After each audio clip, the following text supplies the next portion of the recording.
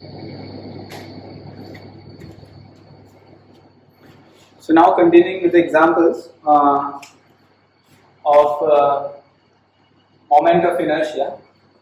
See, in this example, suppose if this is a sphere, इस type के questions काफी आते हैं, ध्यान रखना. Is that the four sphere, each sphere is of radius r. Each sphere is of radius r, suppose, okay, and mass m. There are the four sphere. Each sphere is of radius r and mass m. Suppose it's first, second, third, and fourth. Four spheres are there. Now, distance between the sphere from center to center is a. This distance is a between center to center. अब किस type के question पूछेंगे, ध्यान रखना. First of all, you have to find out the moment of inertia when axis of rotation passes through this point. Suppose ये axis of rotation है, which is coming outward. Means ये four sphere है और ये ऐसे outward है, axis of rotation, like this. ठीक है? So you know this is an outward sign. So this is an axis of rotation, and these are the four spheres, and they are suppose orbiting कर रहे हैं around this line. So what is moment of inertia of this system? So moment of inertia, find moment of inertia of system. What is moment of inertia of this system? तो देखो, सबसे पहले तो ये sphere है, ठीक है. तो स्फीयर के यहाँ पे centre to centre distance a दिया हुआ है, क्लियर. बट ध्यान रखना, ये वाला जो डिस्टेंस है, अभी मैं जो रेड पेन से बना रहा हूँ वो सॉल्यूशन पार्ट है, ध्यान देना. Centre of this sphere to centre of this diagonal पे जो स्फीयर है, ये जो लेंथ होगा वो √2a होगा. Overall length is √2a, you know this, because if this is a hypotenuse is √2 into a. तो सेंटर से इसके सेंटर तक जो डिस्टेंस होगा वो √2a/2 होगा. मींस a/√2 हुआ, ये a/√2 हुआ, ठीक है. इसका मतलब इसका सिस्टम का मोमेंट ऑफ इनर्शिया कैसा आएगा, ध्यान देना. सपोज एक स्फीयर को मैं देखूं तो एक्सिस ऑफ रोटेशन से कितने डिस्टेंस पे है, a/√2. तो इस स्फीयर को पहले आप पार्टिकल की तरह ट्रीट करो. मतलब ये एक्सिस ऑफ रोटेशन है, ध्यान से समझना. ये एक्सिस ऑफ रोटेशन है, ये स्फीयर इसके अराउंड एक पार्टिकल की तरह रिवॉल्व करेगा. तो एक पार्टिकल का मोमेंट ऑफ इनर्शिया क्या होता है, mr², ठीक है ना. तो m is mass of this sphere और r कितना है, डिस्टेंस कितना है, a/√2 the whole square. So it acts as a particle and it revolves around this axis of rotation. समझ में आई बात आपको. ये एक पार्टिकल की तरह इसके अराउंड सर्कल करेगा. तो ये सभी घूम रहे होंगे, बट अपन अभी एक पार्टिकल को, एक बॉडी को पढ़ रहे हैं. तो ऐसे 4 इक्वल बॉडीज है तो मल्टीप्लाई बाय 4 कर देंगे आंसर, ठीक है. Then so this comes out to be m into a/√2 the whole square. Plus ये एक स्फीयर भी है, ध्यान देना, ये एक स्फीयर भी है. स्फीयर का मोमेंट ऑफ इनर्शिया क्या होता है, अबाउट एक्सिस ऑफ, जो स्फीयर का जो मोमेंट ऑफ इनर्शिया होता है वो 2/5 mr² होता है. So this is 2/5 mr². और ऐसे कितने स्फीयर है, 4.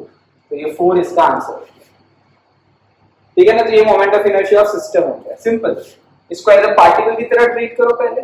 ये अगर एक्सिस ऑफ रोटेशन है तो क्या हो जाएगा, md², या आप ऐसा ही बोल सकते. समझ में आई बात आपको. पैरेलल एक्सिस थ्योरम लगाया है, ऐसा इमेजिन करना. इसके ये है, ये एक्सिस ऑफ रोटेशन है तो यहाँ से इसका 2/5 mr² प्लस इसके अबाउट दिस पॉइंट है तो md² है ना. md² होगा ना around this point. Parallel axis theorem लगाओगे तो, ठीक है. It is IC plus md². तो n और d² कितना हो गया, a/√2 the whole square. ये कितना है, IC ये 2/5 mr² और ऐसे कितने हैं, 4 है. तो ये आंसर हो गया, ठीक है. सो ये I आपने किसके अक्रॉस निकाला, across this point, I about this point, ठीक है. अब देखो एग्जामिनेशन में और कैसे क्वेश्चन पूछ सकते हैं. सपोज यही एक्सिस ऑफ रोटेशन है, ये जो मैंने लाइन बनाई ना, यही एक्सिस ऑफ रोटेशन है. Suppose axis of rotation passes through 2, 4. ये 2 4 सेकंड एंड फोर्थ बॉडी। तो क्या करेंगे, देखो अगर 2 4 से पास आउट हो रहा है मतलब axis of rotation is passing through this plane, ठीक है। So moment of inertia of system when axis of rotation passes through 2 and 4 bodies. तो ये तो इसका 2/5 mr² और 2/5 mr² बस, ठीक है। और ये यहां से कितने दूर पे है, ये तो a/√2 और ये भी a/√2। तो ध्यान से सुनना, 4 पार्टिकल्स हैं, 4 बॉडी है, 2/5 mr², 2/5 mr², 2/5 mr², 2/5 mr²। So 4 times of 2/5 mr², बराबर, प्लस इसको आप पार्टिकल की तरह इमेजिन करोगे तो यस ये पार्टिकल की तरह तो एक डिस्टेंस पे है, ये भी पार्टिकल की तरह एक डिस्टेंस पे, पर ये पार्टिकल की तरह लाइन पे है तो जीरो हो जाएगा according to particle formula mr²। समझ में, md² तो जीरो हो गया। तो इसका जीरो, लेकिन ये m into d² plus m into d²। So 2 particles are away from axis of rotation. So particle का क्या फॉर्मूला होगा बोलो, md²। इसको सॉल्व करोगे तो ये आंसर आ गया, when axis of rotation passes through 2 and 4, ठीक है।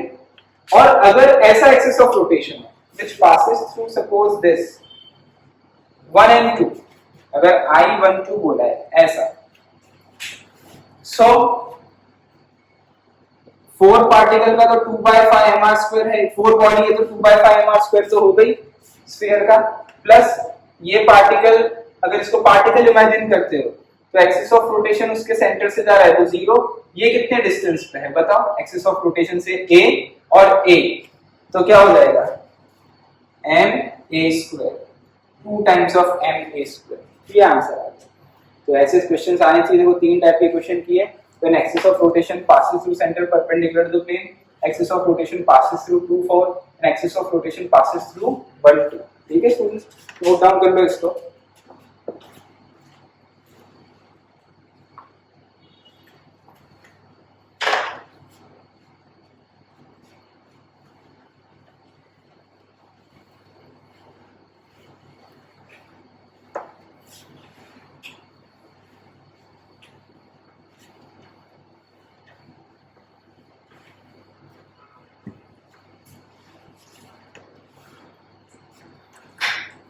Now, next topic is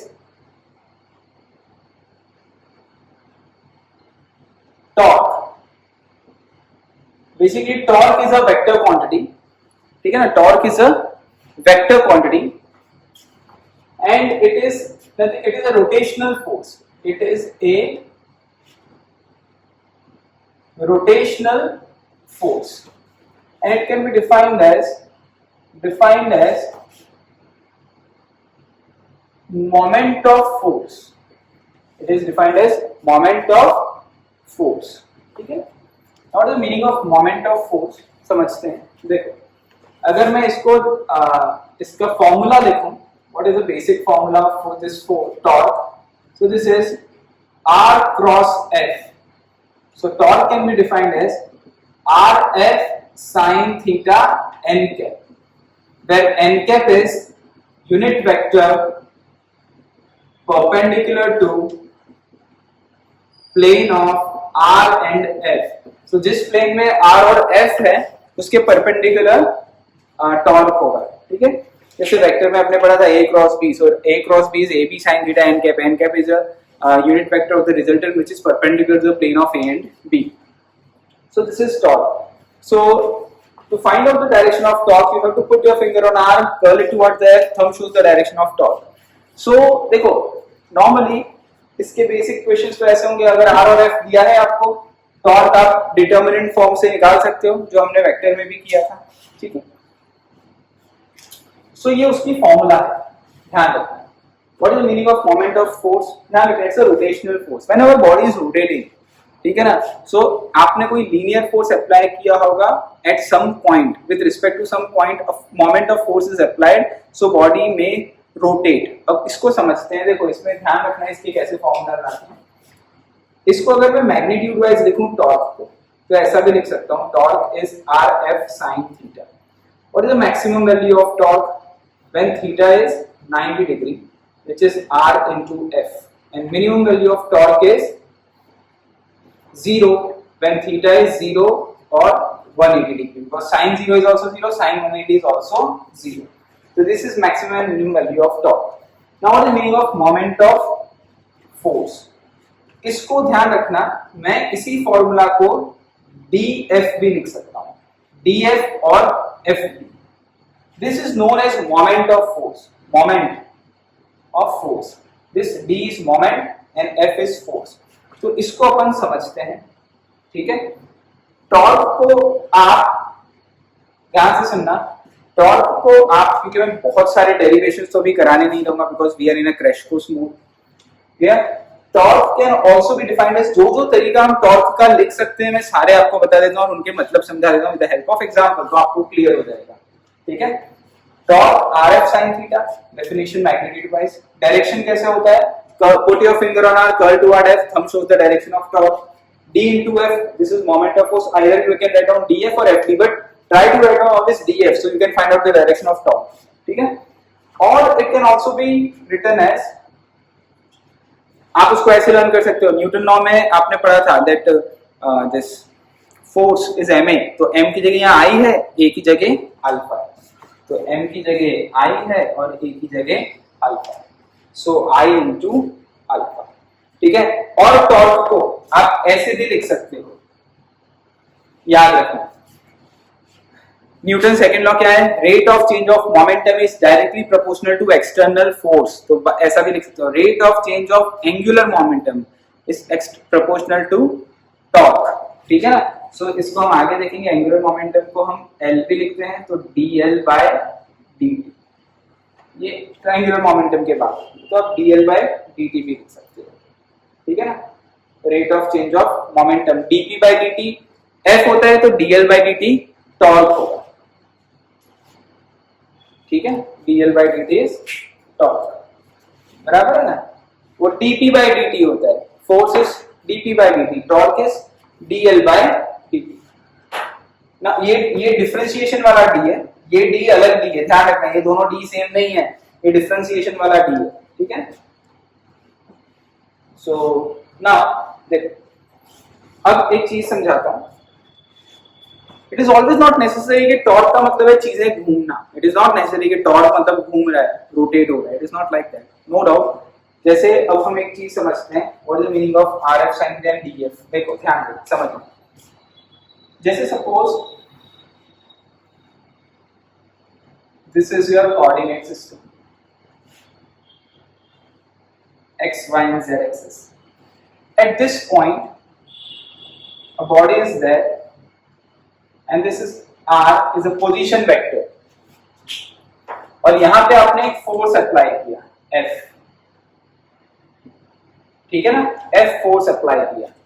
सो ध्यान देना, ये गिवन है. At point P F force is applied, at point P F force is applied and position of point P is r with respect to origin. R is a position vector, तो 3D में हो सकते हैं. अब whenever you have to find out the angle between the two vectors, you have to join out the two vectors. ये पता है आपको. तो मैं क्या करता हूँ, R को यहाँ से एक्सटेंड करता हूँ. This is your R and this is your F. तो इन दोनों के बीच का ये एंगल हो गया थीटा. तो वर्टिकली ऑपोजिट एंगल से ये भी थीटा हो जाएगा. R cross F is torque. This is the direction of torque. समझ में आई बात आपको? तो देखो, ये क्वेश्चन करने के ट्रिक में बहुत काम आएगा, इसलिए बता रहा हूँ. This is a line of action of force. This is line of action of force. इस डायरेक्शन में फोर्स अप्लाई होता है. ठीक है ना. फोर्स का ये डायरेक्शन है. सो ओरिजिन से परपेंडिकुलर बनाते हैं. तो ये r लेंथ है, ये थीटा लेंथ है, तो ये r cos थीटा होगा, ये r sin थीटा होगा. इस r sin थीटा को d लिख देता हूँ. r sin थीटा को क्या लिख देता हूं मैं? d. ठीक है. सो देखो, what is the direction of torque? r cross f, outward, simple. ठीक है. टॉर्क को क्या लिखा है अपन ने? देखो ध्यान देना, टॉर्क क्या है अपना? rf sin थीटा है, rf sin थीटा. ठीक है. अब अकॉर्डिंग टू दिस जो टॉर्क लिखा अपन ने इस पॉइंट पे, which is rf sin theta, so यहाँ एफ और आर साइन थीटा क्या हो गया, डी आ गया, डी एफ। तो आप ऐसे भी डायरेक्टली निकाल सकते हैं, डी और F. Put your finger on D, curl toward F, thumb shows the direction. तो सबसे इजी होता है यहां से line of action of force को परपेंडिकुलर बनाओ, डी एफ डायरेक्टली आंसर, ये आर एफ साइन थीटा का प्रॉब्लम सॉल्व हो जाएगा। समझ में आई बात आपको? तो ये वाली फॉर्मूला ज्यादा इंपॉर्टेंट है। तो ये फॉर्मूला कब यूज करते हैं, आर क्रॉस एफ, जब क्वेश्चन आपको ऐसा दिया हो। ध्यान रखना, जब अगर क्वेश्चन आपको ऐसा दिया हो जो आपको सॉल्व करना आता है, suppose R is given 2i cap plus 3j cap plus 4k cap, F is given suppose i cap minus j cap plus 2k cap, find torque. तो आपको आ जाएगा आर क्रॉस एफ निकालना, सबको आएगा ये। तो इस लेवल पे 12th के लेवल पे डिटरमिनेंट फॉर्म से आप टॉर्क निकालोगे, सिंपल, ठीक है ना। i j k और फिर यहाँ पे r क्रॉस f है, तो 2 3 4 1 माइनस 1 एंड 2, और इस तरीके से आप आंसर निकालोगे, ठीक है। तो ये तो आप सबको आएगा निकालने, इसमें किसी को कोई प्रॉब्लम नहीं है। Clear students? तो ये वाली फॉर्मूला तब यूज करोगे। फिर ये वाली फॉर्मूला कब यूज करोगे, डीएफ, जब ऐसा केस हो। अभी मैं इसका एक एग्जांपल बताता हूँ, ठीक है। डीएफ या एफ, आई अल्फा कब यूज करेंगे उसके बाद वो एग्जांपल बताता हूँ आपको, ठीक है स्टूडेंट्स। और DL by DT angular momentum के बाद समझाता हूँ, तो आपका ये टॉपिक खत्म हो जाएगा। तो इस पूरे को लिख लो आप, ठीक है। होपफुली ये एग्जांपल आपको सॉल्व करना आएगा। ये वाला जो एग्जांपल मैंने आपको बताया है ये आपको आता ही होगा। आई कैप, तो this is 3 to the 6 minus of minus plus 4 minus j cap, तो 4 minus 4 plus k cap, so minus 2 minus 3। सो इससे आपका रिस्पेक्टिव आंसर आ जाएगा। क्या आएगा ये, 10 i cap minus 5 k cap, बराबर है, क्लियर ना। 6 minus of minus plus 4 minus j cap, 4 minus 4 0 and plus k cap minus 2 minus 3। तो ये आपका आंसर आ गया टॉप का। तो अगर क्वेश्चन वेक्टर फॉर्म में दिया है तो इस तरीके से, अदरवाइज अब अपन एफडी वाला क्वेश्चन देखते हैं, आई अल्फा वाला, फिर डीएल बाय डीटी वाला, ठीक है। सो इसे नोट डाउन कर लो। अब देखो, अब हम देखेंगे what are the type of question and DF type of thing is apply.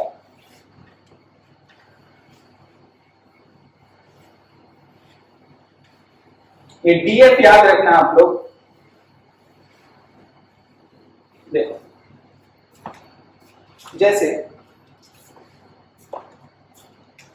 अब एक एग्जांपल मैं समझाता हूं डीएफ के लिए, तो आपको याद रहे। Suppose this is a pendulum,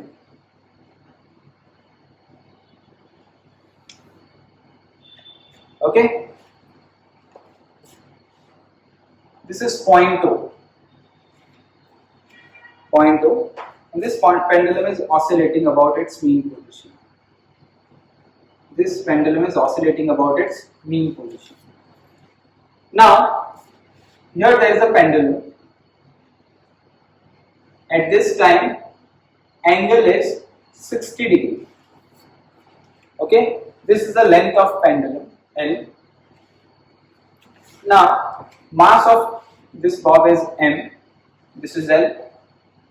Okay, mass is suppose 1 kg. For simplicity, we are taking 1 kg. You have to find torque about point O at this given moment. At this given moment, you have to find out the torque. Means this pendulum is oscillating continuously about this point. Now it is at this point, and you have to find out the torque at this point only. Simple. तो देखो solution क्या होगा? What is the solution? As this is oscillating, so you have to find out the torque about a point O. ये point O है, pendulum इस point पे, ये angle कितना है 60 डिग्री, ठीक है। यहां पे कौन सा फोर्स लग रहा होगा इसको, mg।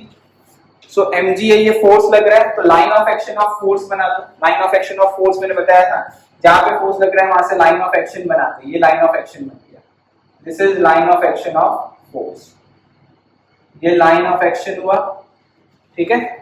देन फ्रॉम ओरिजिन किसके अबाउट टॉर्क निकालना है, तो अबाउट पॉइंट ओ टॉर्क निकालना है। यहां से लाइन ऑफ एक्शन पे एक परपेंडिकुलर बनाओ, ये रहा वो परपेंडिकुलर बना है, ये वो डी है, अगर ये D है तो ये L है, ये भी, ये लेंथ भी L हुआ, ये L हुआ, तो ये अगर L है, ये 60 है, तो ये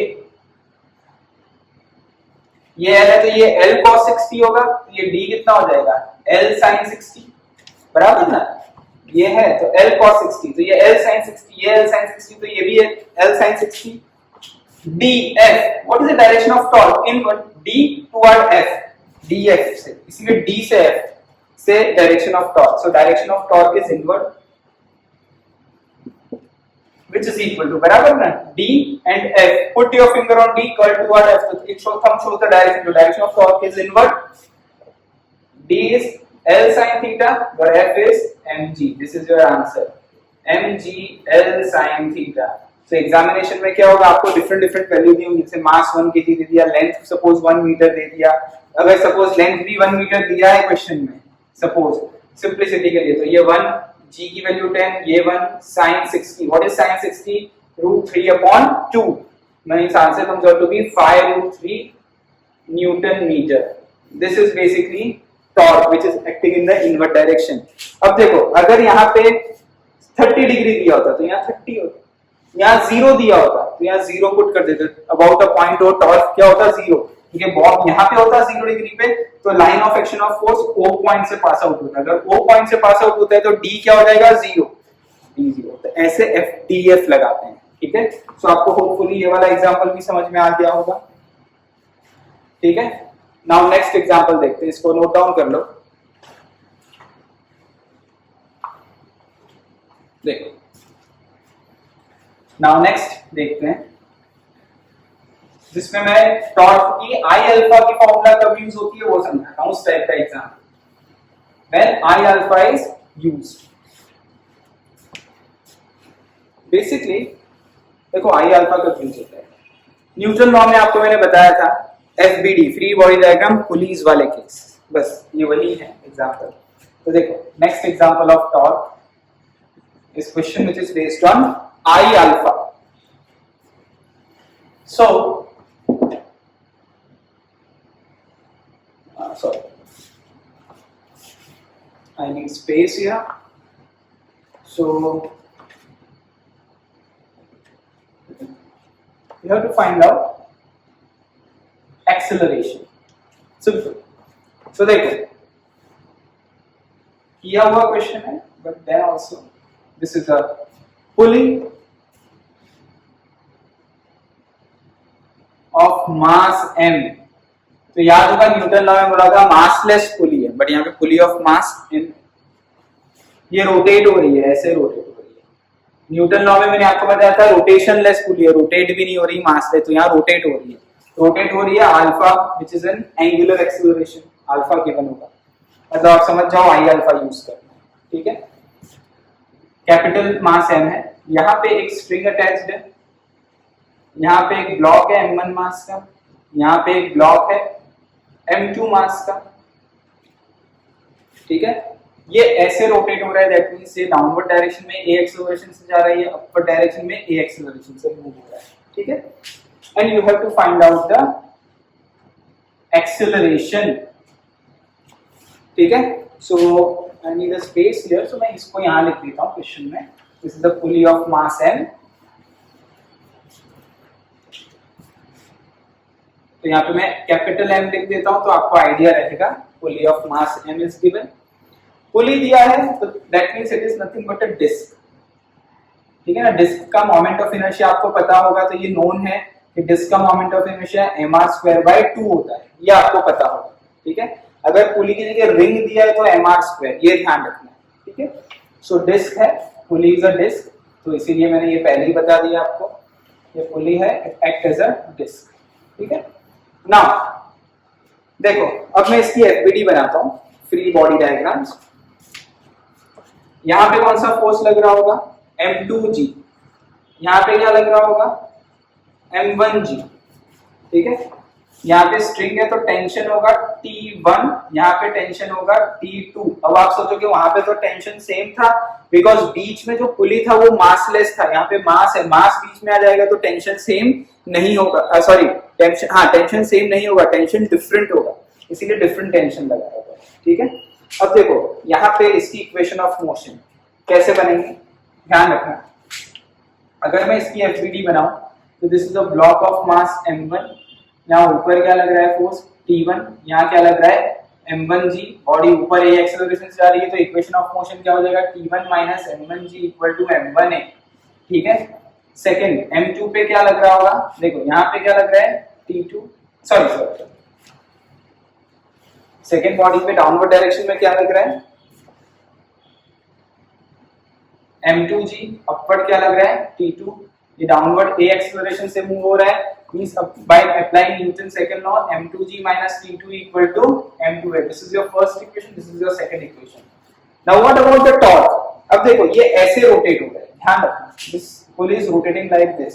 तो थर्ड इक्वेशन कैसी बनेगी, थर्ड इक्वेशन की मैं एलबीडी बनाऊं तो ये एक नई चीज आई है, पुली इस तरीके से घूम रही है, रोटेट हो रही है। यहाँ पे कौन से रोटेट कर रहा है, कौन सा फोर्स T2, यहाँ पे कौन अप्लाई कर रहा है फोर्स T1, और ये देखो ध्यान देना, ये अगर ऐसे रोटेट हो रहा है तो ये है रेडियस R, ये है रेडियस R, दोनों R हुआ, तो देखो RF ऐसे, ये ऐसे ही घूम रहे हैं क्वेश्चन में, और ये RF, R और F is a force only, ये ऐसे घूम रहे हैं कि ऐसे घूम रहे हैं, ऐसे घूम रहे हैं, मतलब T2 वाला रोटेशनल टॉर्क ज्यादा है, T1 वाला रोटेशनल टॉर्क कम है, सिंपल, समझ में आई बात आपको। ये मैं फिर से थोड़ा प्रॉपर्ली फिगर आपको बना देता हूं ताकि आपको आइडिया है, समझ में आया ना। जैसे ये अगर सर्कल है, पुली है, ये अगर ऐसे रोटेट हो रहा है तो ऐसे रोटेशन के लिए यहाँ पे कौन सा फोर्स है T2,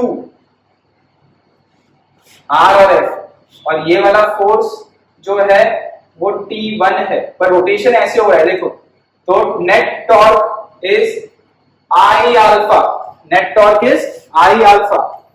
what is net torque, ये फोर्स बड़ा है तो T2R माइनस T1R, क्यों ये DF ही लिखा मैंने, देखो DF बराबर है रोटेशन एरो वाइज, ये DF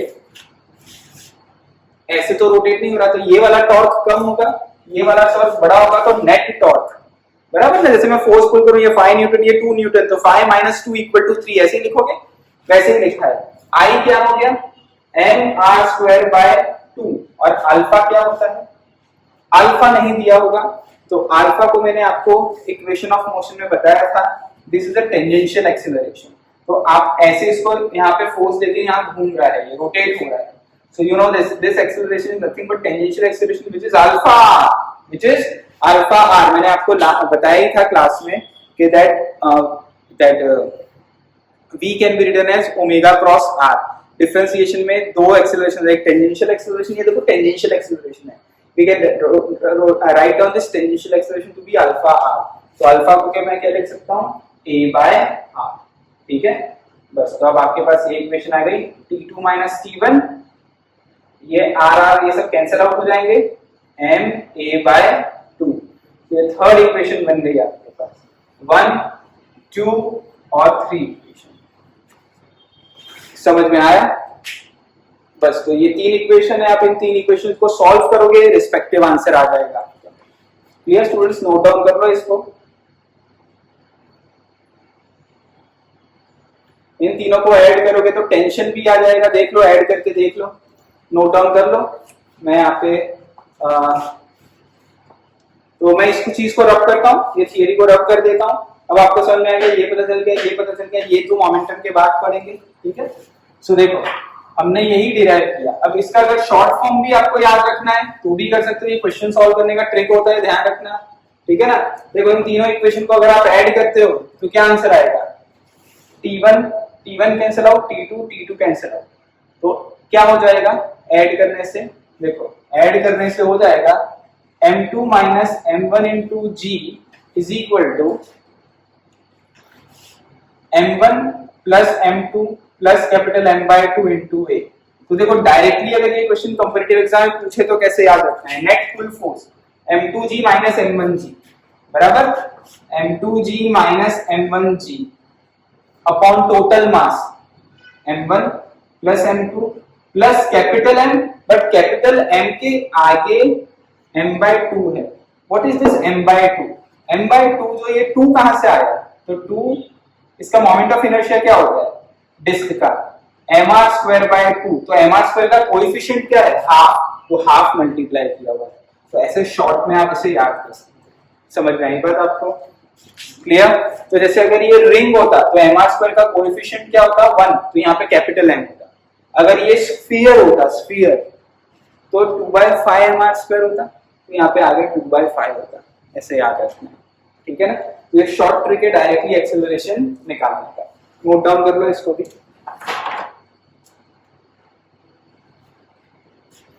सो टॉर्क कंप्लीट हो गया अपना। Now next is angular momentum.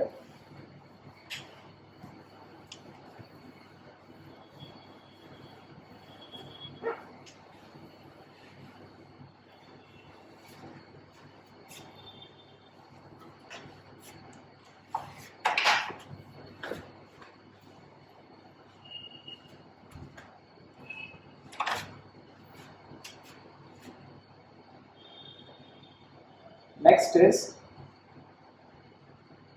angular momentum, which is L. So it is defined as moment of, जैसे इसके पहले टॉर्क था, मोमेंट ऑफ फोर्स, तो ये मोमेंट ऑफ मोमेंटम, इसको क्या डिफाइन किया है? Moment of momentum. So it is definition written as r cross p, which is rp sin theta n cap। ठीक है? तो ये फॉर्मूला कब आप यूज करोगे इसमें? ध्यान रखना, जब r और p वेक्टर फॉर्म में दिया था, सेम वे जैसे टॉर्क में देते हैं। ठीक है? दूसरा, आपका एंगुलर मोमेंटम को आप rp sin theta magnitude wise लिख सकते हो, या तो आप इसको जैसे वहां df था, यहाँ पे वो dp हो जाएगा। क्या हो जाएगा? d into p या p। It is moment of momentum. ठीक है? सेम वो जो मोमेंट ऑफ फोर्स था वैसे ही F की जगह P लगा दो, तो उस पॉइंट पे अगर पार्टिकल मोशन कर रहा है तो उसके पास, अगर वो मोशन कर रहा है तो कोई वेलोसिटी है तो उसके पास मोमेंटम है, तो वो F की जगह dp हो गया। That's it. अब उसको समझते हैं एग्जांपल से। dp लिखो या pt लिखो, या तो हम इसको ऐसा लिख सकते हैं,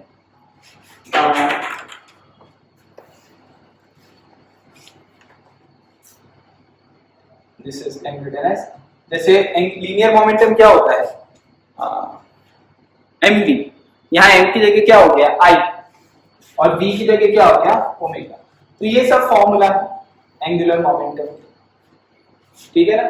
अब ये फॉर्मूला कभी इसकी जगह ये यूज करने का, ये ज्यादा बेटर है। ये या ये dp यूज करोगे तो एंगुलर मोमेंटम का डायरेक्शन पता चलेगा, इसलिए मैं dp बोल रहा हूँ। ये यूज करो। ये कब यूज करोगे?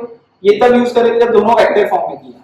ये कब यूज करोगे और ये कब यूज करोगे, वो अभी अपन चेक करते हैं। ठीक है स्कूल? देखो, तो जैसे सपोज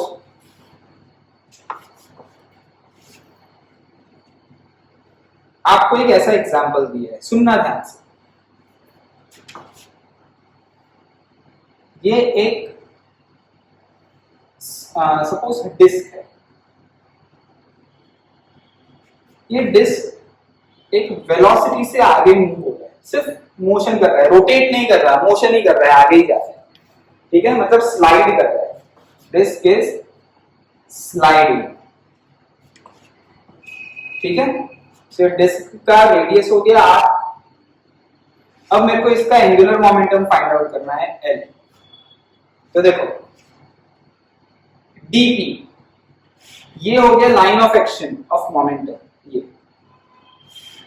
ये जो हो गया, ये line of action of momentum इस लाइन पे है, p मोमेंटम इसी लाइन पे है, और O से यहां परपेंडिकुलर बनाऊंगा, तो ये d और वो p। dp कौन सा डायरेक्शन आया? इनवर्ड। तो डायरेक्शन क्या लिखूंगा मैं इसका? इनवर्ड। d क्या है? r, p क्या है? mv। So L is equal to mv, r is angular momentum। All the body is only sliding, कोई रोटेशन नहीं हो रहा है, लेकिन अबाउट अ पॉइंट O इस बॉडी के पास एंगुलर मोमेंटम है। समझ में नहीं बात आपको? अब देखो नेक्स्ट एग्जांपल।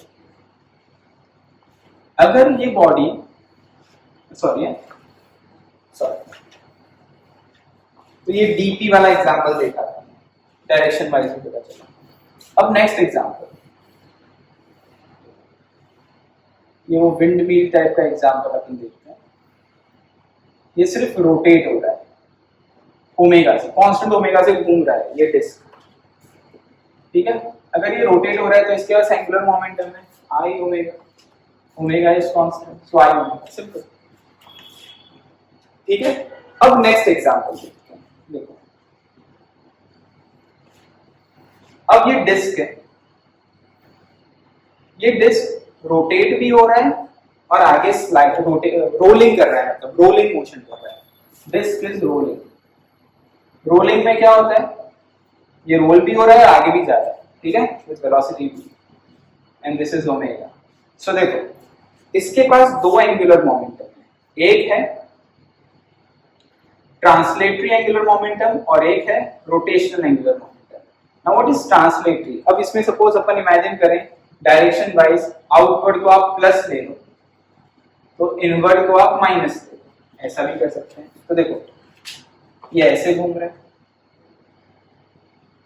तो ये रोटेशन, और आगे डी और पी ये line of action of momentum हुआ, लाइन ऑफ एक्शन इस लाइन पे मोमेंटम है, सेंटर ऑफ मास यहां लाई कर रहा है, ये देखो ये हुआ आपका डी और वो हुआ पी, तो D and P invert direction, तो ट्रांसलेशन में क्या हो जाएगा, डीपी क्या हो जाएगा, D is R, P is M V, minus क्यों लगाया क्योंकि इनवर्ट डायरेक्शन में है डीपी, बराबर, इनवर्ट डायरेक्शन के लिए माइनस लगा दिया because angular momentum is a vector quantity, या तो आई जे के में लिखना पड़ेगा।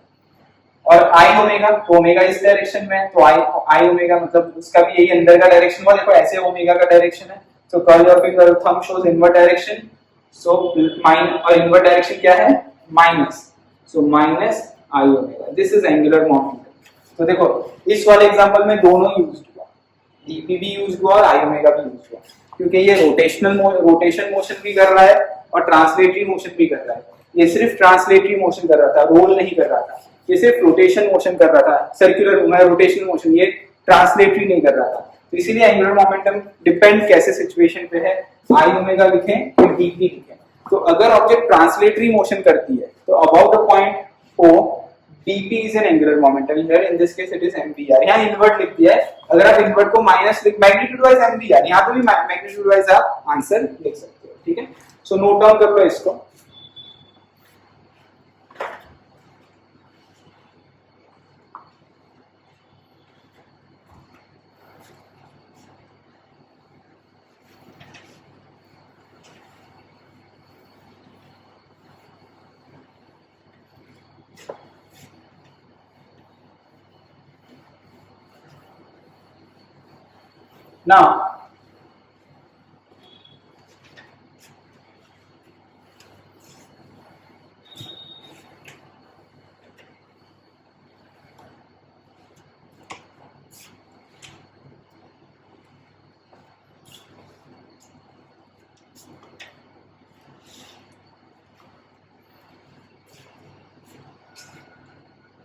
Now, next is conservation of angular momentum. Conservation of angular momentum. What is there is a very important form which is the conservation of angular momentum. See, torque can be written as dl by dt. मैंने आपको बताया था पहले, इसको आप discuss करें। So torque is dl by dt. If your external torque is 0, we can write down dl by dt to be 0. If dl by dt is 0, then L is constant. L, which is I omega, is constant. That means I is inversely proportional to omega. ठीक है? So अगर कोई भी external torque नहीं लगता है, so I omega is constant. अब जैसे इसके एग्जांपल देखते हैं। जैसे अर्थ अपने ही एक्सिस पे रिवॉल्व करता है, you know that. Earth revolve around its own axis. सो अर्थ को बेसिकली कोई एक्सटर्नल फोर्स नहीं लगा, हाँ एक जमाने में लगा होगा इसलिए वो रोटेट हुआ होगा बिकॉज ऑफ कोलिजन विद, ऐसा एज्यूम किया जाता है कि मून के साथ अर्थ का कोलिजन हुआ है, ठीक है ना। एक बार वो कोलिजन हो गया तो अर्थ घूमने लग गया, अब वो घूम ही रहा है, अब वापस से जब तक कोई अर्थ को आके रोकेगा नहीं, वो रुकेगा नहीं, वो घूमते ही रहेगा। तो अभी करंटली अर्थ पे कोई एक्सटर्नल फोर्स नहीं लग रहा है या एक्सटर्नल टॉर्क नहीं लग रहा, उसे कोई ऐसे घुमा नहीं रहा, तू घूम भाई हम तेरे को घुमा रहे हैं, ऐसा नहीं हो रहा है, वो घूमे ही जा रहा है, ठीक है ना। यहाँ पे हम कोई चीज को घुमाएंगे तो वो रुक जाएगा because air resistance and friction, वो रुक जाने वाला है। लेकिन स्पेस में ऐसा नहीं होता, वो घूम रहा है तो घूम ही रहा है because there is no air resistance, there is no friction, nothing is there. So body in motion remain in motion unless and until the external torque act on it. So अर्थ अपने एक्सिस पे revolve हो रहा है। अब देखो एक theoretical question बताऊं, अर्थ के पोल पे आइस है, अगर वो आइस मेल्ट हो जाता है, ऐसा क्वेश्चन अगर पूछें, सुनना ध्यान से, जितने भी पोल पे आइस है वो मेल्ट हो जाता है तो वो यूनिफॉर्मली अर्थ में डिस्ट्रीब्यूट हो जाएगा। अगर वो अर्थ पे डिस्ट्रीब्यूट हो गया तो पहले वो अर्थ के जो पोल पे आइस है, पोलर आइस बोलते हैं इसे, वो मोमेंट ऑफ इनर्शिया में कोई भी कंट्रीब्यूशन नहीं दे रहा था। क्यों नहीं दे रहा था? बिकॉज वो पोल पे थे तो वो कंट्रीब्यूट करेंगे नहीं मोमेंट ऑफ इनर्शिया पे। अब वो पोल पे थे तो वो एक्सिस ऑफ रोटेशन से पास आउट हो रहे थे। अब वो यूनिफॉर्मली थ्रू आउट अर्थ डिस्ट्रीब्यूट हो गए हैं, थ्रू आउट स्फीयर डिस्ट्रीब्यूट हो गए हैं। अगर थ्रू आउट स्फीयर वो डिस्ट्रीब्यूट हो गए हैं, दैट मीन्स अब उनका मोमेंट ऑफ इनर्शिया बढ़ गया, तो मोमेंट ऑफ इनर्शिया बढ़ गया तो ओमेगा घट गया, ओमेगा रिड्यूस हो गया। सो ओमेगा को हम क्या लिखते हैं? ओमेगा रिड्यूस हो गया, उसको 2π/t लिखते हैं, तो t बढ़ गया, अर्थ का टाइम पीरियड इंक्रीज हो जाएगा। So instead of 24 hour, earth का टाइम पीरियड 24 आवर से बड़ा हो जाएगा। So day will increase, means your one day will increase by some time, some second और मिनट्स। समझ में आई बात आपको? तो ये ऐसे क्वेश्चंस आपको पूछ सकते हैं। दूसरा ऐसा क्वेश्चन बड़ा फेमस है, वो भी देखते हैं अपन, एंगुलर मोमेंटम कंजर्व पे। जैसे suppose if Earth radius reduces to half and mass remains same. Mass remain same. Find new time period of Earth. Find new time period of Earth. So देखो, here there is no external forces acting. Earth suppose reduce हो गया half of its radius पे, तो I1 omega 1 equal to I2 omega 2। ठीक है, अभी अर्थ का moment of inertia क्या है? 2 by earth is a sphere, 2/5 mr²। Omega क्या है अर्थ का? 2π by time period which is 24 hours. ठीक है ना, clear? 24 hour which is equal to, finally क्या हो जाएगा? रेडियस हाफ हो जाएगा तो 2/5 m, r क्या हो जाएगा? r/2 the whole square. और नया टाइम पीरियड क्या होगा वो अपन को फाइंड आउट करना है, उसको मैं t लिख देता हूँ। ठीक है, अब इसको देखो 2/5 mr², 2/5 mr² कट हो गया, तो ये t आ जाएगा 24 बाय, ये 4 बचा ना यहाँ पे, 24 बाय 4। हाँ, जैसे मैं इसको सपोज t1 लिख देता हूँ, इनिशियली t1 लिख देता हूँ। ठीक है ना, तो ये कितना हो जाएगा?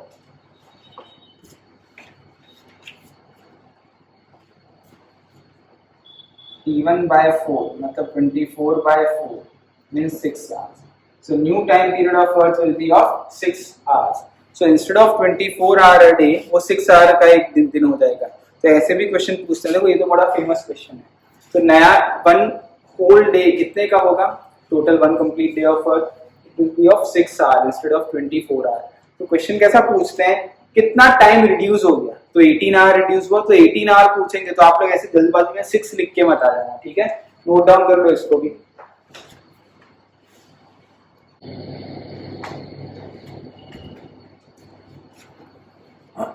नाउ नेक्स्ट एग्जांपल देखते हैं इसमें एंगुलर मोमेंटम में। देखो next example is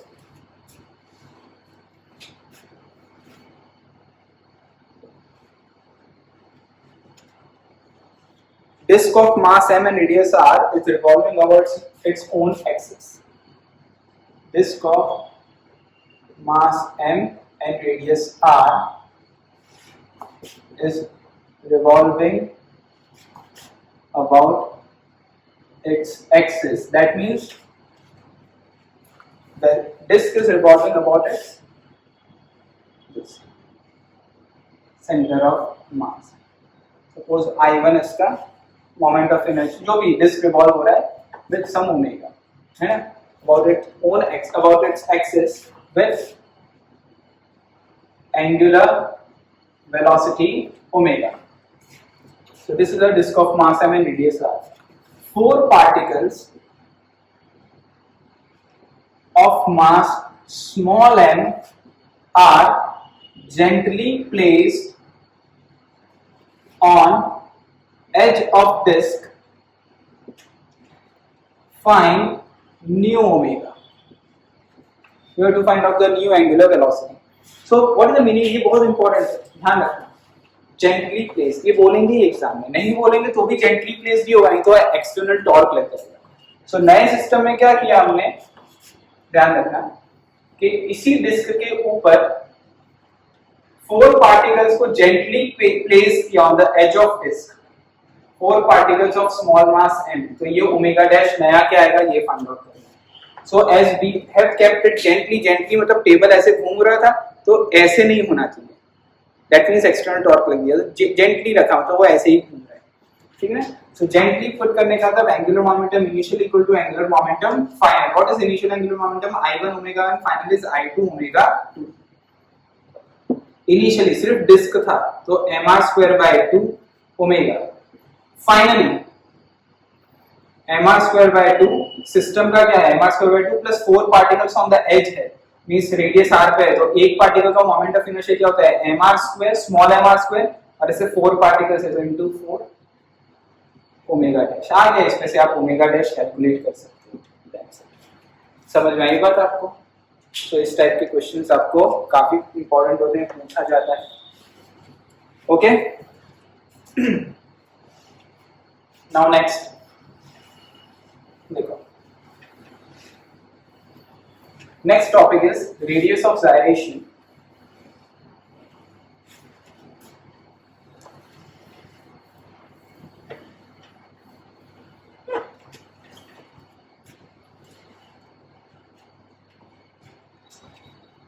Next is radius of gyration denoted by k. It is defined as k equal to under root of I by m. तो इसको हम ऐसा भी लिख सकते हैं, अगर मैं इसे स्क्वायर करूं तो I इक्वल टू m के स्क्वायर.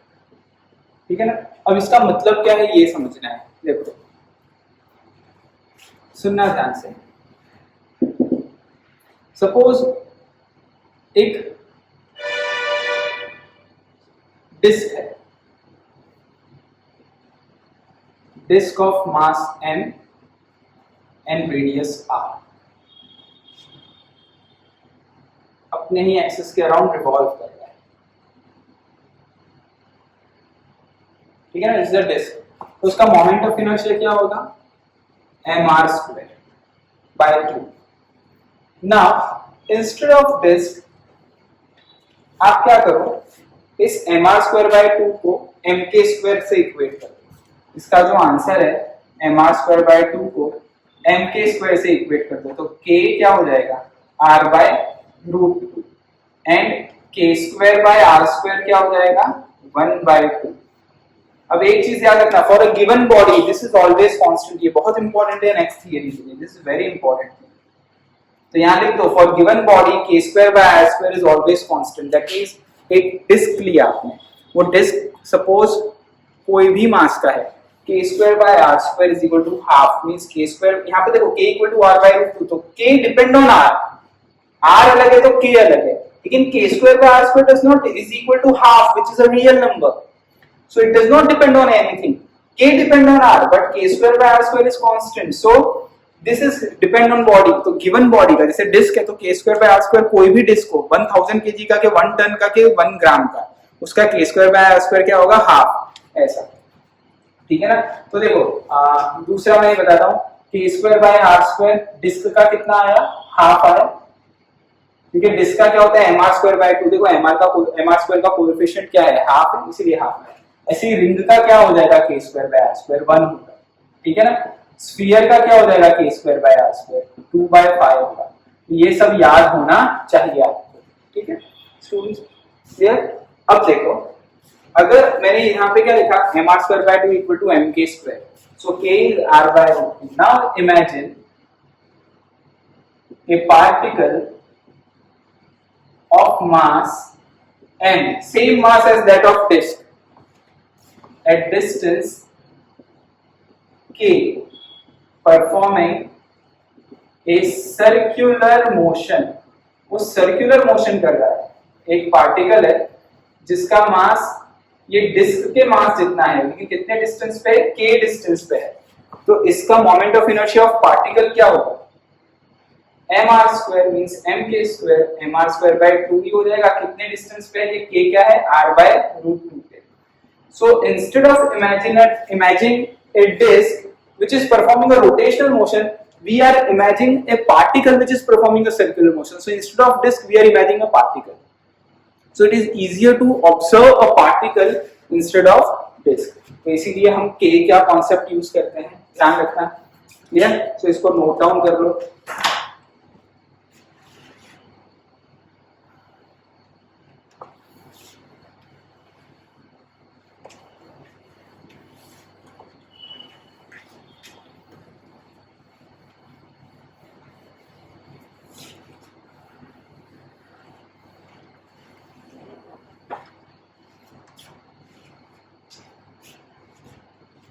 Now,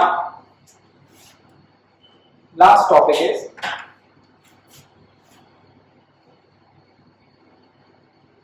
हम ऐसा भी लिख सकते हैं, work by energy in rotational motion. So देखो, लीनियर में और रोटेशनल में फॉर्मूला में क्या डिफरेंस है वो मैं बता देता हूं। लीनियर में वर्क डन कैसा होता था, F डॉट डी, या change in kinetic energy delta के। यहां पे भी work done F dot D की जगह टॉर्क डॉट थीटा या डेल्टा के, क्लियर। सेकेंड,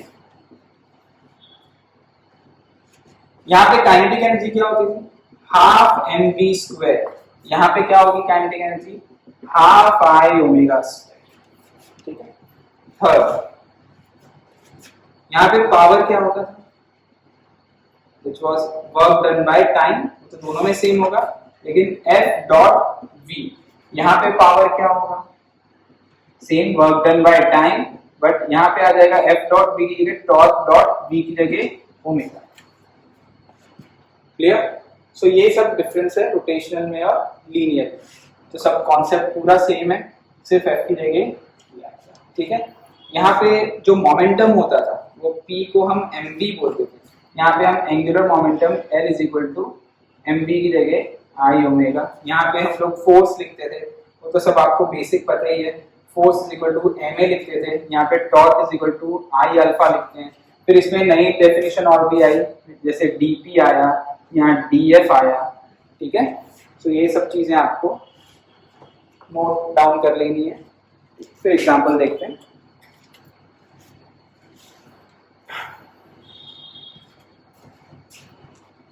ना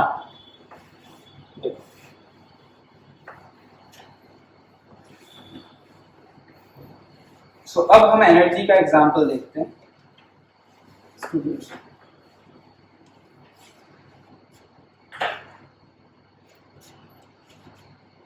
फर्स्ट, अगर कोई बॉडी सिर्फ स्लाइड कर रही है, स्लाइडिंग का केस देखते हैं।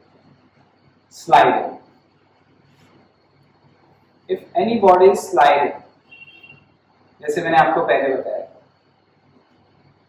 तो इसका point A, point B, point C, सारे पॉइंट एक ही, जैसे मैं सपोज मोशन कर रहा हूं, मैं स्लाइड करूं, तो मेरे हैंड, शोल्डर हुआ, हेड हुआ, नोज हुआ, हर सबकी वेलोसिटी सेम होगी, हर एक पॉइंट की वेलोसिटी सेम होगी। और ये ट्रांसलेटरी मोशन कर रहा है, ये रोल तो कर नहीं रहा है, इसके पास जो काइनेटिक एनर्जी होगी वो ट्रांसलेटरी, टी मींस ट्रांसलेटरी, लिख लेना, it is translatory kinetic energy, ATE means it is half mv square, ठीक है। अब सेम वे सेकेंड केस में बताता हूं, which is of suppose windmill। पहले भी हमने इसको देखा था थोड़ी देर पहले, और एंगुलर मोमेंटम में देखा था, ये रोटेट हो रहा है बट इसकी वेलोसिटी जीरो है, लीनियर वेलोसिटी है ही विंडमिल का केस। तो इसके पास सिर्फ रोटेशनल काइनेटिक एनर्जी है, कौन सी, रोटेशनल काइनेटिक एनर्जी, तो उसको हम क्या लिखेंगे, हाफ आई ओमेगा स्क्वायर। अब हमने आई को देखा, आई क्या लिख सकते हैं अपन, एम के स्क्वायर और ओमेगा को क्या लिख सकते हैं, v is equal to R omega, बराबर ना। जैसे मैं इस पार्टिकल को देखूं, यहाँ पे ये 3 पार्टिकल है, ए पॉइंट पे, ये बी पॉइंट पे, सी पॉइंट पे, अगर सपोज मैं देखूं तो इनकी वेलोसिटी क्या होगी, इसकी भी v होगी, इसकी भी v होगी, velocity is tangent to the curve इस पार्टिकल की, तो इस v को मैं क्या लिख सकता हूँ, आर ओमेगा, सिंपल, ये तो आपको पता ही है।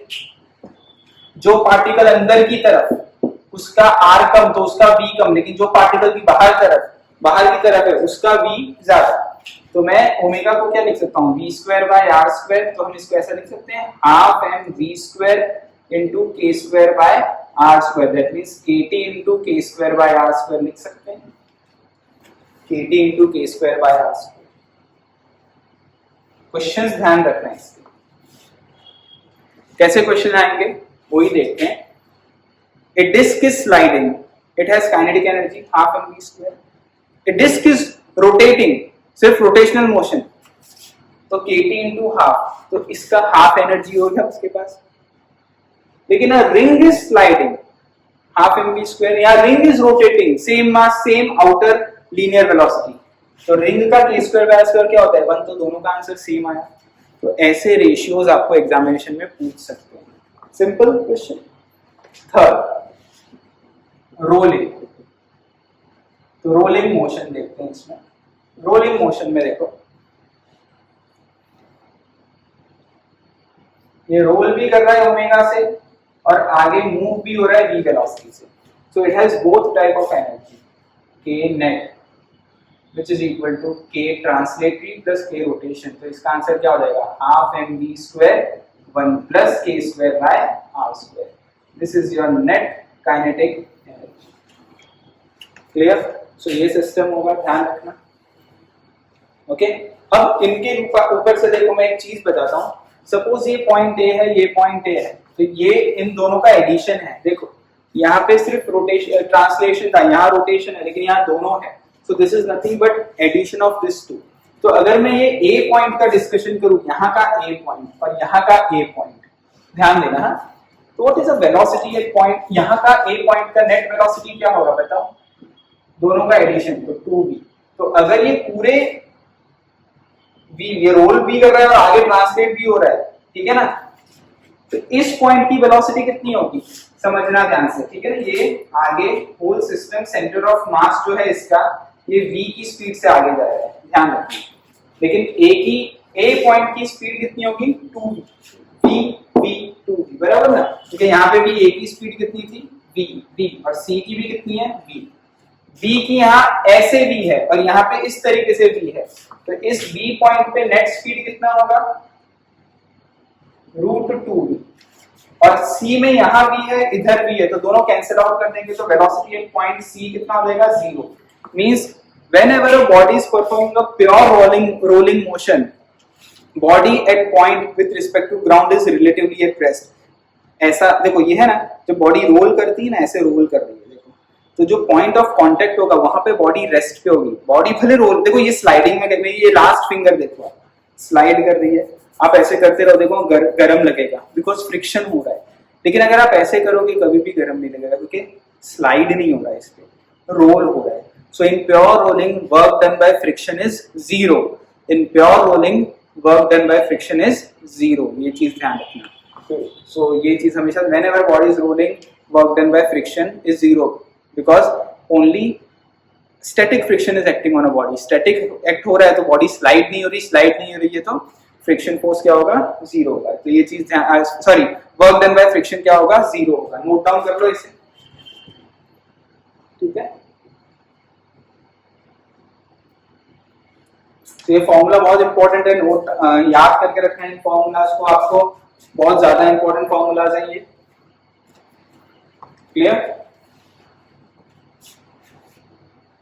अब इसके ऊपर कैसे एग्जांपल पूछ सकते हैं, ये फॉर्मूला आपने लिख लिया होगा, मैं आपको बताता हूं। जैसे एक एग्जांपल मैं बताता हूं किसी का भी, सपोज मैं आपको एक डिस्क का एग्जांपल बता देता हूं, तो आपको याद रहेगा डिस्क हुआ, रिंग हुआ, किसका किस तरीके से इसमें ये, तो ये हर एक पॉइंट की वेलोसिटी याद रखनी है, एक की 2v होगी, एक की √2v होगी, एक की 2v होगी और एक की 0 होगी है। अब देखो इसमें एक एग्जांपल देखते हैं, कैसा एग्जांपल है। देखो ध्यान देना, disc is performing rolling motion, ठीक है। तो देखो किस तरीके से क्वेश्चन पूछेंगे, क्या क्या पूछ सकते हैं। What is k square by r square of disc, half, clear. So अगर डिस्क रोलिंग मोशन कर रहा है तो आगे v वेलोसिटी से भी जा रहा है और ट्रांसलेशन भी कर रहा है, रोटेशनल मोशन भी कर रहा है। सो उसकी रोटेशनल एनर्जी कितनी है, ट्रांसलेटरी एनर्जी कितनी है, सबसे पहले वैसे ही डिराइव की थी तो आपको याद होना चाहिए हाफ एम वी स्क्वायर। वैसे ही रोटेशनल कितनी है, half M V square into half into K square by R square, तो ये कितना आ जाएगा 1/4 एम वी स्क्वायर। और इसकी नेट एनर्जी कितनी होगी, net half M V square 1 plus K square by R square, तो ये क्या हो जाएगा 3/2, मतलब ये टोटल कितना हो जाएगा 3/4 इंटू एम वी स्क्वायर। अब आपको क्या पूछेंगे इस क्वेश्चन में, body is performing a rolling motion, find percentage of find fraction rotational energy, ऐसा पूछेंगे, find fraction of rotational energy. और क्या पूछेंगे, find fraction of translatory energy, ऐसा क्वेश्चन पूछेंगे। तो ऐसा अगर पूछेंगे find fraction of rotational energy, तो देखो what is rotational energy, half M 1/4 M V square upon rotation fraction, मतलब रोटेशन अपॉन टोटल, टोटल कितना है 3/4 means 1/3, because M V square ratio में क्या हो जाएगा, कैंसिल आउट हो जाएगा। मींस समझ में आया नहीं आपको, फ्रैक्शनल, वैसे ही फ्रैक्शनल ट्रांसलेटरी कितना होगा, k translatory upon k net, तो k ट्रांसलेटरी कितना है हाफ एम वी स्क्वायर और k नेट कितना है 3/4 M V square. So half M V square और 3/4 एम वी स्क्वायर कितना आ जाएगा 2/3 आएगा, बराबर। ट्रांसलेटरी अपॉन 3/2 ही आएगा, 2/3, सॉरी 2/3 हो जाएगा, ठीक है। That means what is the fraction, fraction rotation is 1/3। So percentage rotation कितना हो गया, परसेंटेज ऑफ रोटेशनल एनर्जी कितना होगा 1/3, मतलब 33.33%, और परसेंटेज ऑफ ट्रांसलेटरी एनर्जी कितना होगा 66.66%। तो ऐसे क्वेश्चंस आपको पूछेंगे एग्जाम में। अब डिस्क की जगह रिंग दे देंगे तो यहाँ पे क्या हो जाएगा k square by r square 1 हो जाएगा, तो ऐसे आंसर आप निकाल सकते हैं। ऐसे बहुत सारे क्वेश्चन बन सकते हैं, स्फीयर दे सकते हैं, हॉलो स्फीयर, हॉलो सिलेंडर, तो बहुत सारे क्वेश्चन बन सकते हैं, ठीक है ना। तो कॉन्सेप्ट याद रखना है, नोट डाउन कर लो ऐसे।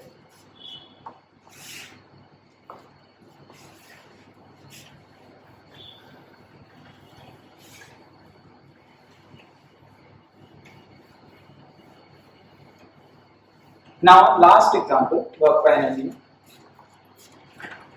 जैसे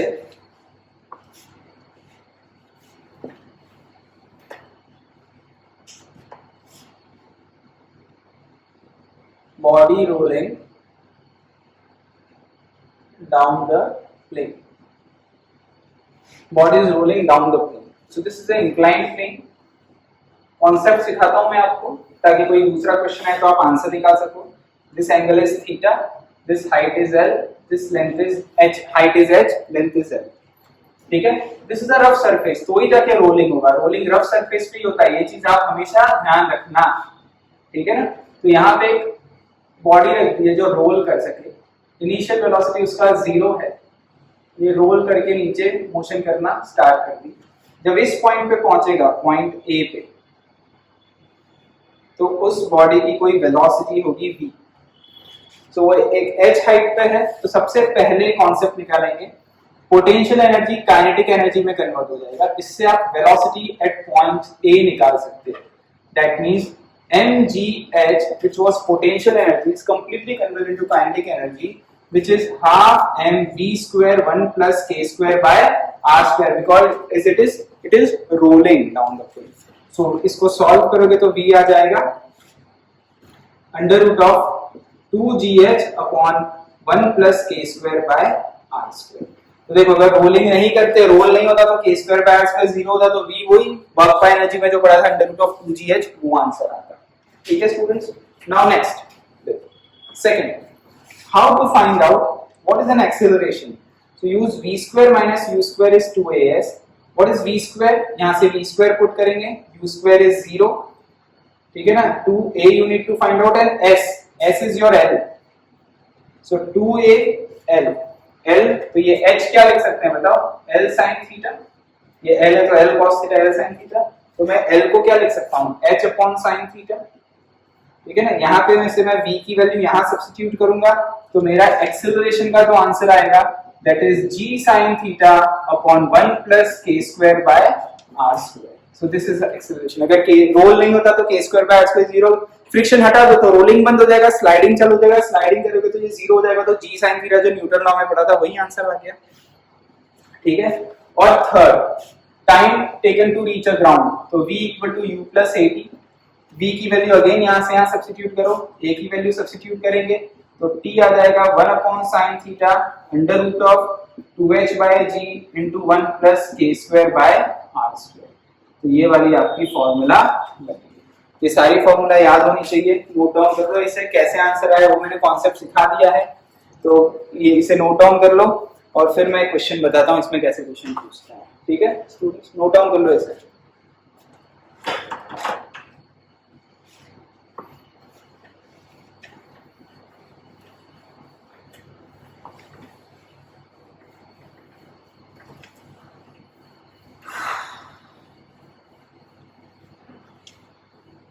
अब देखो इसके क्वेश्चन कैसे पूछते हैं।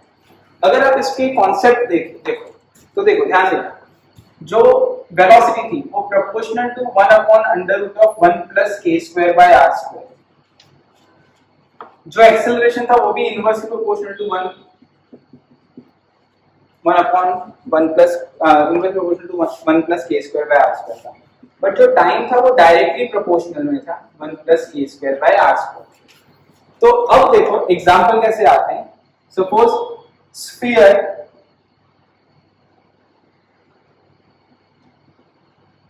ये है सॉलिड स्फीयर और दूसरा है हॉलो स्फीयर, कौन पहले नीचे पहुंचेगा ऐसा पूछेंगे। तो देखो सॉलिड स्फीयर का के स्क्वायर बाय आर स्क्वायर क्या होता है 2/3, हॉलो स्फीयर का के स्क्वायर बाय आर स्क्वायर क्या होता है 2/3। कौन सी वैल्यू बड़ी है बताओ मेरे को फास्ट, आप सोचो फास्ट बताओ तो क्या कहां से बताओगे, ठीक है ना। तो कौन सी वाली वैल्यू बड़ी है अपनी इसमें,